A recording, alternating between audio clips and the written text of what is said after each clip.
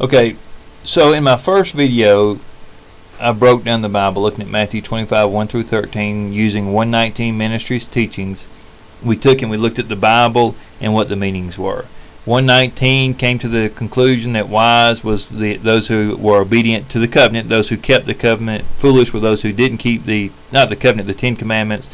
The foolish are those who didn't keep not the 10 commandments, the 613 laws. So the foolish are those that don't keep the 613 laws. The lamp is the commandment to keep them. The light is the light of the law of God. And the oil, they said, was a desire to obey. The more I looked at it, I believe the oil is the knowledge and information, which means that in verses like Leviticus 24:2, if you say to command the people of Israel to bring you pure oil, well, you can't command somebody to have a desire to obey.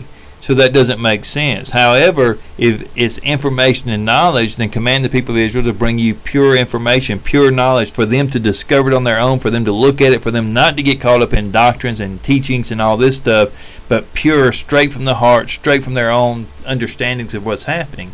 That to me makes more sense. From there, we start looking at who the 10 virgins were. So Jesus said, I came only for the lost sheep of Israel. So we have to understand who the lost sheep of Israel are, because that's who the 10 virgins are. So what we have is we have a promise that was given to Abraham. The reason Abraham got this promise was because he kept the commandments of God. Because he kept God's laws and did what he was supposed to do. God said, I'm going to make your descendants multiply. You're going to be all over the world. Then from there, Abraham, or God gives that same promise not to Abraham's firstborn, but to Abraham's secondborn, Isaac. Isaac then turns around and gives that same promise, or God gives that same promise, not to Isaac's firstborn, but to Isaac's secondborn, Jacob. Jacob then turns around, his name is changed to Israel, and he has 12 sons who are the 12 tribes of Israel, but he doesn't give the blessing to any of his sons. Instead, he gives it to Ephraim, Joseph's secondborn son. So Ephraim, the promise is that Ephraim is going to become a great nation. He's going to be greater than all of his brothers and everything else, but he will be of many nations, which mean nations that are against God, nations that have nothing to do with God. So Ephraim is not only getting the blessings, but the blessing isn't, basically the blessing says, hey, you're going to be the father of a lot of nations. They're going to be stronger than your brothers. They're going to be more powerful, but they're not going to all believe in God. So that was the blessing he got. So then we have Deuteronomy 4:25 through 27, which is actually one of the curses. When he tells them that when you've been in the land for a long time, after generation, you decide you're not going to obey God anymore, or you're going to start doing worshiping other stuff, fasting any type of idols, I'm going to kick you out of Israel. That's it. You'll be gone. You'll be scattered among the nations. But in Deuteronomy 28, 1 through 2, he says, if you obey the laws, if you do what I'm telling you to do, if you obey me, I'll give you blessings that will overwhelm you. So all these blessings will come upon you and overwhelm you if you obey the voice of your God. That's what he tells them. So that's in Deuteronomy 28, 1 through 2. And then from there, we go to Deuteronomy 28, 15. And he tells them, that he says, but it shall come to pass, if thou wilt not hearken unto the voice of the Lord their God, to observe, to do all his commandments and his statutes, which I command you this day, that all these curses shall come upon thee and overtake thee. So here he's telling them, hey, listen, if you don't keep my commandments, if you don't keep my blessings, if you don't do what I'm telling you to do, all the curses that I've been telling you about are going to come upon you.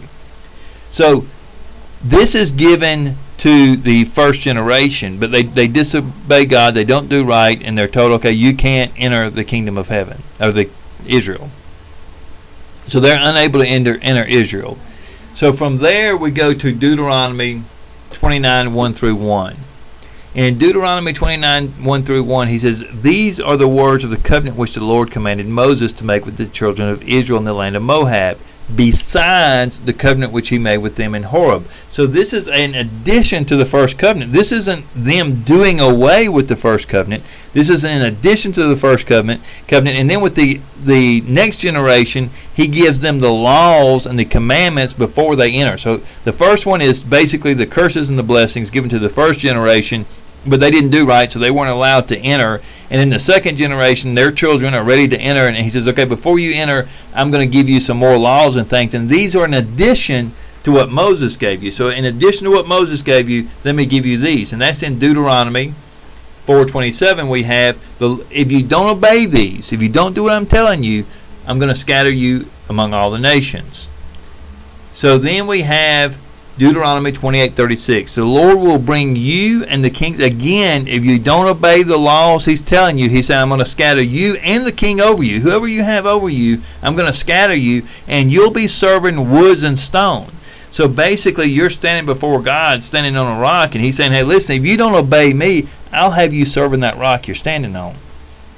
So then in Deuteronomy 30:1-5, we have, when all these things, the blessings and the curses, when all these things happen, if you decide at any moment, after I've sent you out among the other nations, and when I've scattered you to the farthest areas of the world, when you're so far away you don't even know where Israel is, if you decide at that moment that these blessings and curses come from God and they have something to do with the commandments, then I'll bring you back. At the moment you decide that you want to obey me and keep my laws, I'll bring you back, and I'll bring you all the way back into Israel. You'll possess the land that I promised your ancestors if you just keep the promises.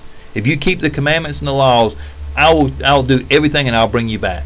You don't have to do anything else. So in Deuteronomy 30:11-14, he tells us, he says, hey, listen, this commandment this isn't too difficult. This isn't too hard. This is easy. Look, I mean, it's not like you got to cross the sea to go get them. I've put them in your heart. I put the understanding in your mouth. All you have to do is obey them. You don't have to go looking for the information. You've got it. You know what you're supposed to do. You've got it with you. It's not difficult. There's nothing hard about this. Then in Deuteronomy 29:15, he tells us, he says, listen, this new covenant I'm making, this covenant isn't just with you who are standing here in front of me, but this is for the people who are not standing in front of me. Well, who are the people who are not standing in front of him? That's us. We're not standing in front of him at that moment. We're not there. So this is for generation after generation, people after people. This covenant doesn't end. There's no end to it. There's no indication of any type of end coming. Then in 1 Kings 11:31-33, we have the fact that they didn't obey. They didn't do right. They disobeyed God. They did everything God told them not to do. And God says, okay, that's it. Solomon ain't doing right. So here's what I'm going to do. In 1 Kings 11:31-33, he tells Jeroboam, he says, take 10 of the tribes for yourself and leave. I'm going to leave Solomon with one of the tribes, but take 10 of them and go ahead and leave. So Solomon takes 10 tribes and he leaves. I mean, not Solomon. Jeroboam takes 10 tribes and he leaves.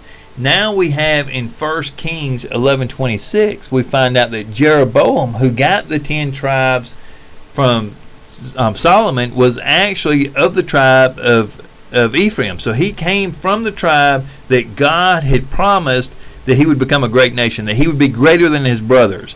Now we see Ephraim taking 10 of the tribes. So he is becoming, the prophecies are starting to be fulfilled here in 1 Kings 11:26. From there we go to Hosea 1:9. God says, okay, that's it. You're not doing right. Don't even call me your God anymore. I'm not your God. I got nothing to do with you. You go do your thing. You're not my people.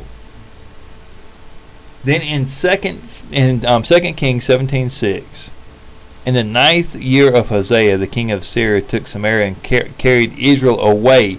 So now we have, because they didn't obey the commandments, we actually have what God said was going to happen start happening. In 2 Kings 17:6, we see that now they get overtaken by another country and they're being scattered among all the people. So we actually see what God predicted happen, what God said was going to happen. It starts happening in 2 Kings 17:3-6. And again, this is 119 Ministries teaching. I'm just kind of breaking it down. If you want more in-depth stuff, you can check out their teachings. I'll put a link to it in the description. I'll also put a link to the first and second video if you haven't seen those. And the third video will continue what we're doing here. I just don't want to get the videos too long because they get hard to edit and everything else.